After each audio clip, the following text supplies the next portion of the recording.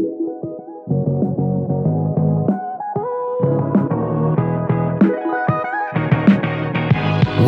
to The Friday Habit with Mark Labriola and Benjamin Manley. The Friday Habit is for small business owners, freelancers, and creatives who are ready to take their business to the next level. Join us as we discover how to apply the strategies we learned to grow our businesses, make more money, and live every day like it's Friday.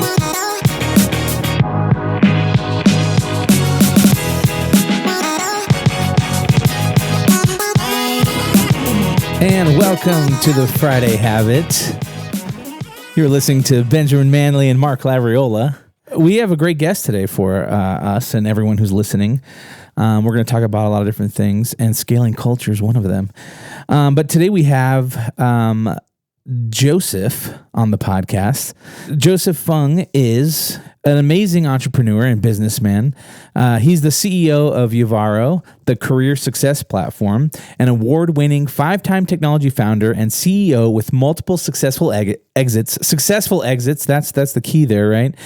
And Joseph is also an expert on HR technology and is a compelling presenter who speaks frequently on the topics of career success, future of work, high-performing culture, and corporate social responsibility. As a purpose-driven leader who is recognized for challenging the status quo, Joseph is driven to help the world's professionals lead more fulfilling careers. Joseph, welcome to The Friday Habit. Mark, Ben, thanks for having me. This is going to be so much fun. I know, we're excited. Totally. Well, it's interesting. I'm always interested to hear the story of entrepreneurs and how they first started and kind of their journey, because I think there's a lot of encouragement and hope that comes from those stories, because a lot of times, we create these narratives in our head of, oh, well, they had something given to them, or they were born with a silver spoon in their mouth, and it was just easy for them to have success or, achieve great things. But a lot of times when we start hearing these stories, we start to realize that, man, it just took a lot of hard work and dedication and vision, for achievement. And so I would love to kind of hear your origin story a little bit, if we can kind of kick off the conversation of, how you got into, growing 100 employee companies and exiting, like when you were a little kid, were you just always had the lemonade stand and you were selling, gum sticks to kids in school? How did you get started in your entrepreneurial successfully journey? Exited his lemonade stand at the age of 9. Exactly. It's so funny. This stuff does start early. It wasn't the lemonade stand for me, but we did have the teacher who would give homework exemption cards. If you did extra well, you'd earn a homework exemption card. And I was that nerd who earned so many and I could sell them. Or let's go. Taking off at recess to hit the convenience store at Main Street. And if you sneak out and you buy, a 20 cent, 50 cent chocolate bar, you can flip it for $1 back at the school. It's like the arbitrage has always been true. Yeah, totally. That's so awesome. So where did you grow up? Did you grow up in? Yeah, we're in Canada. So the Toronto area. The nice round O's there. Yeah, I heard that. I was like, is it Canadian there? Yeah. Okay. So you grew up in Canada.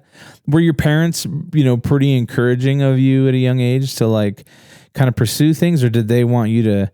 Did you? Let's just start. Yes. Okay. So you started flipping candy bars, and then after that, you went to college. I'd say my parents were definitely enablers.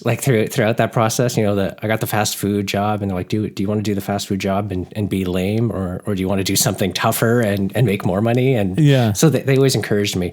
But side hustles and stuff, when you're a kid, are one thing. The first real business with employees and things we ran was actually during college.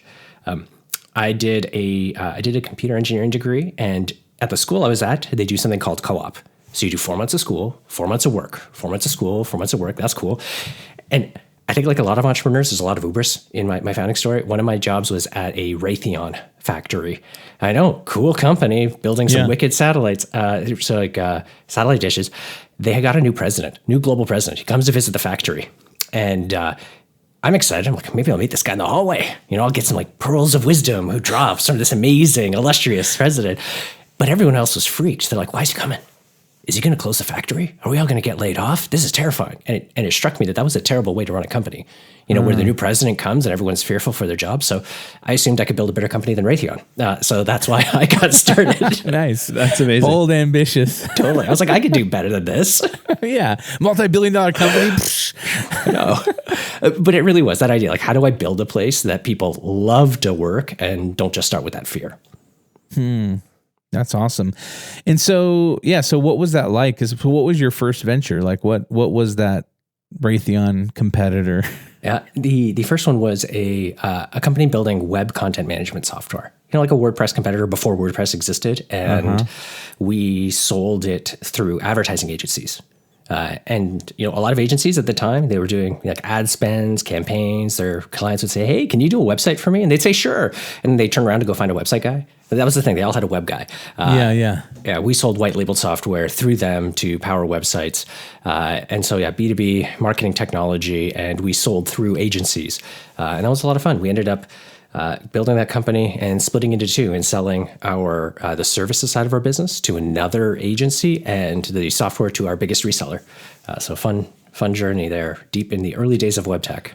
That's awesome. What was the size of that company? Just out of curiosity. I have a web design company, so that's why I'm asking. I'm just curious. So at the time that we sold it, we were about 16 people in terms of size, and we were selling through a network of about 500 reseller agencies.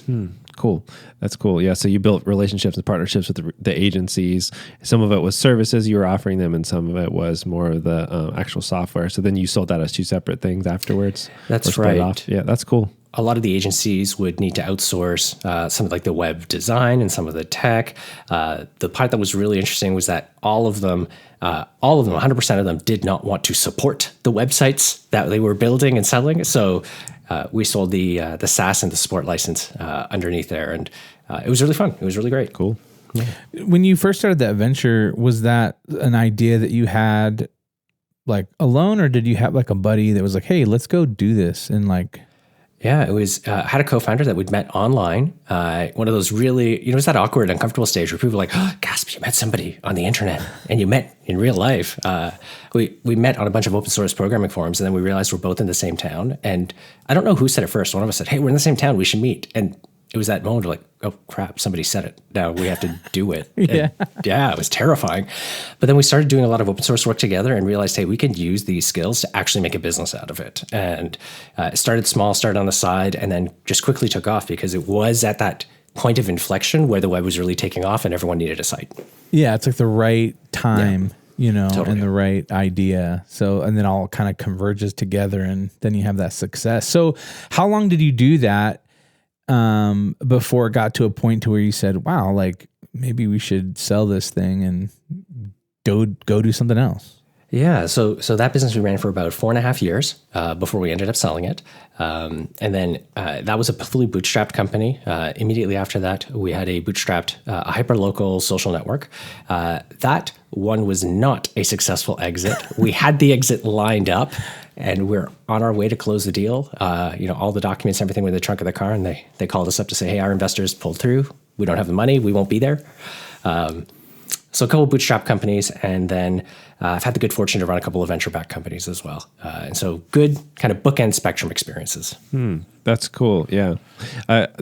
When you are in between projects, between one thing and another, it probably varies, but what do you think about? How do you consider like what you're going to do next? I'm one of those, my wife hates it. I'm always distracted. I'm always thinking about new ideas. I've pretty much always got the next idea before I kind of wrap up the previous one. So there's not a lot of downtime. Usually what's happening at that point is I'm feeling like I've solved a problem as much as I possibly can. And then it's out hunting for the next problem. What is the kind of problem that a business owner or an individual feels so acutely that they're willing to pay some money right now, drop that cash to get it fixed. And that problem is typically what's driving me to figure out what's next.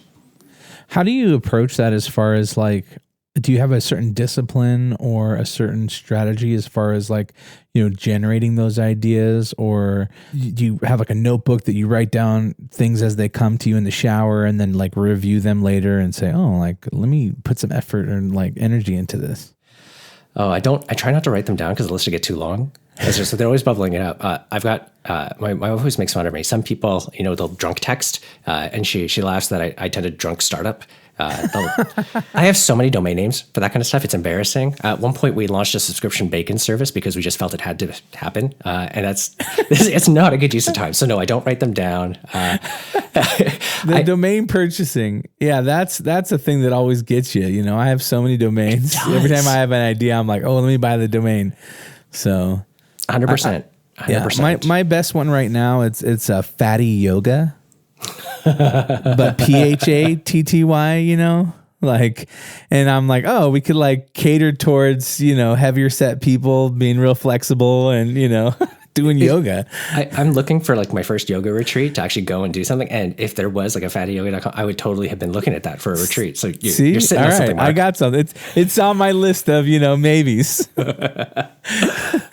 You'd asked about a methodology though. The two big things I look at is what are the long-term trends? How do you build something that's going to take advantage of a bigger trend? Rising tide lifts all boats, all that. Let's kind of go with the current, not fighting against it. But then the second thing is you're talking to people, with those problems. My co-founders and I have got a pretty set methodology where we sit down and we try to interview as many people in that problem space and ask them 3 questions. The first is, do I understand the problem right? So I describe what I think that problem is, what I've heard, and ask them if I hear it right. They'll fix my understanding if I'm wrong. Second thing is, here's how I would solve it. Do I understand the solution correctly? And so sometimes it's a software tool, sometimes it's a service, sometimes an approach. And same thing, if I get it wrong, they'll tell me. And then the last thing is, if I could give that to you right now, here, today, how much would you pay me for it? And they'll tell you what the total value is, but more importantly, they'll also let you know how they think about the pricing. Is this $1 per person, $1 per client, $1 per month, or whatever? And those 3 things, as you start having multiple conversations, that framework just helps you hone in on the actual pain and solutions super, super quickly. And so it makes the ideation process really fast. So it sounds to me like it's important to have people around you that can kind of help you flesh out the ideas and speak into, the inspiration a little bit. Yeah, definitely people to brainstorm with. The big thing, though, is people who are willing to have that half-hour conversation to talk about the problem. And it's funny, people like entrepreneurs. They're never going to say no, especially if you bring the free cup of coffee. They'll share their problems because they hope you'll fix it. Yeah. I love it. It's such a practical approach to this. It's people out there have my money. They have problems. How do I give them the solution and trade them that solution for the money they have? It's just very, very simple. I mean, I'm putting a little bit of words in your mouth, the money part, but as far as the problems, there are problems and just searching for what are the problems, it's a really pragmatic way to go about it. And I think probably hard to go wrong, especially if you're looking at the long-term trends and kind of riding those waves when you can. I think that makes a lot of sense. Yeah, I see a lot of my peers, a lot of engineers, we do this, say, hey, I've got this idea for the product or how it's going to work. And then you build a prototype and you start trying to shop it around. And you get so hooked on the idea. And we got to get, I think if we want to be great at building companies, we need to be comfortable letting the ideas go. Right. That makes sense. Yeah. It's just kind of like allowing your baby to, just it's going dark. Let's just keep going. It's Joseph specifically didn't use that term. Exactly. I've got 2 young kids now, and so I'm careful about not using that. All the jokes. Shh, Mark, they might be in the room right now. Okay. I know.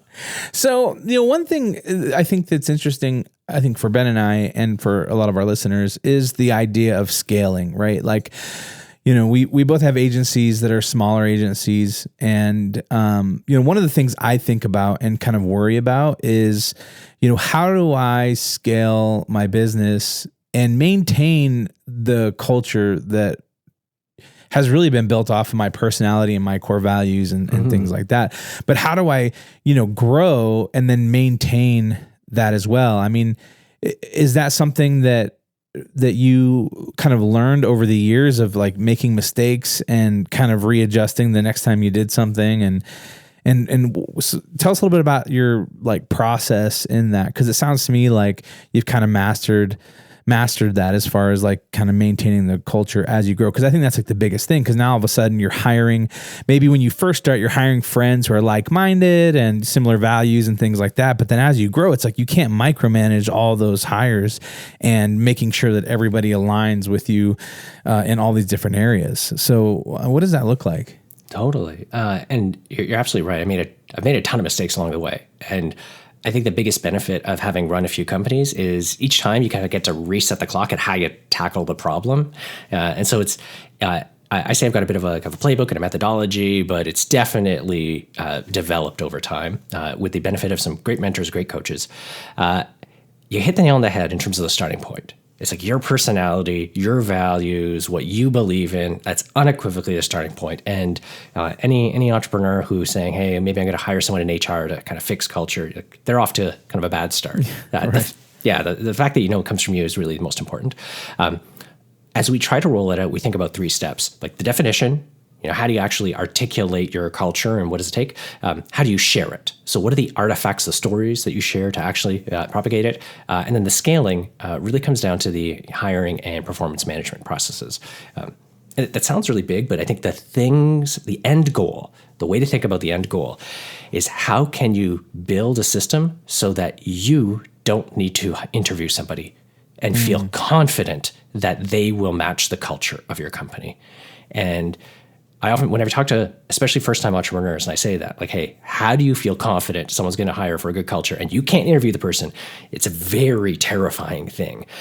Yeah. But when you get there, it's extremely liberating. The spoiler with this company, I managed to do it at hire number 10. I'd love to get into the single digits with a future company at some point. But now we're at the point where there's so many people in our company who can hire others, and I have complete confidence in the culture fit. I'm not the bottleneck. And as the entrepreneur, that's the key thing. How do I disengage from the process so I'm not the limiting factor? Man, that's such an interesting way of thinking about it. I love that challenge. It's like, it reminds me of trying to teach my kids how to cook something. It's like, all right, I'm going to teach them how to cook, but I'm not going to touch anything in the kitchen. Like, I'm not allowed to actually touch anything. I have to describe what to do. Like, that's almost like the challenge there. It's like, and how does that look? What you said, defining the culture, sharing the culture, and then scaling the culture.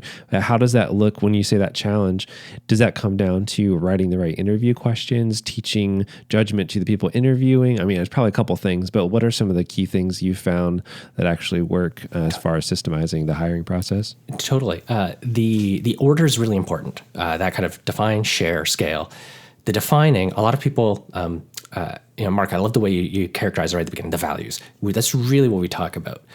Culture comes down to the shared values we're all going to believe in. And it's really important. As a founder, as an entrepreneur, you can write them all down.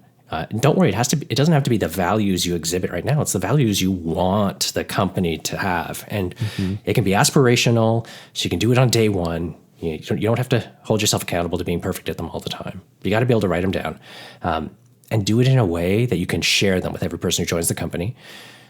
The shareable part is actually where it starts to get hard. Writing down the values is easy. I mean, you can sit down for a couple of hours, wordsmith it.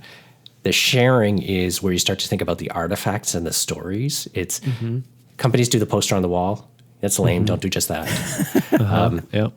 Well, like, think about the anecdotes that really make it believable. So, like, if one of your values is like customer centricity, reflect. Think about one of the stories where you lived up to it, a past employee did, someone else did.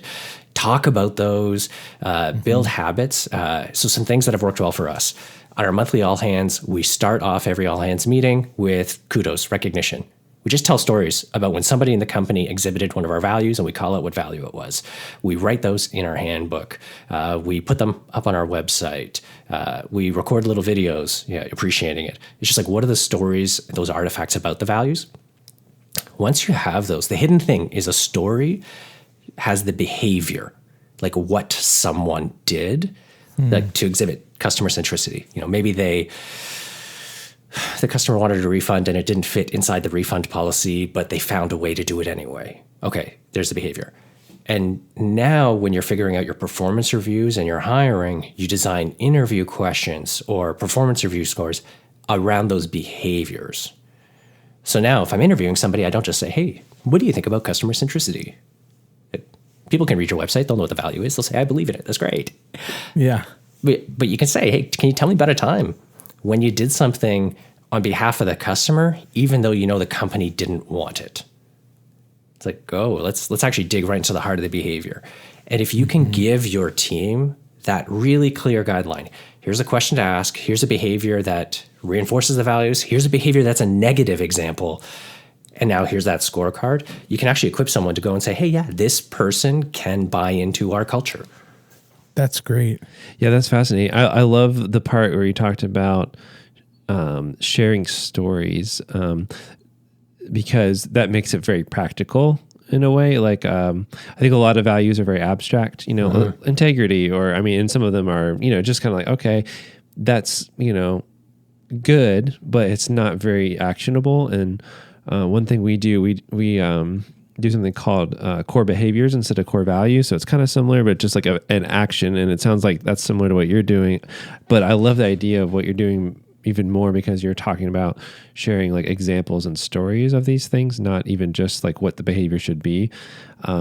And we do something every week called Kudos, where we celebrate something a customer said about our team or something like that. But I like your twist on it, which is, hey, tying it directly to a value, and not even something the customer said. Maybe somebody on the team calls somebody else out on the team and sees, hey, you know what, you follow this value. It's not even about what the customer thinks or what they said, but it's about, I saw and I noticed that you exhibited this value, and then makes them an example. Like I love that. Like, that's an amazing tip.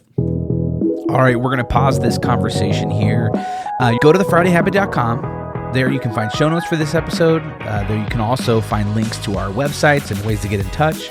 At the bottom of the page, you can download our guide to the Friday Habit System that will show you how to set aside one full day each week dedicated to working on your business instead of in your business. If you're not already, make sure you subscribe.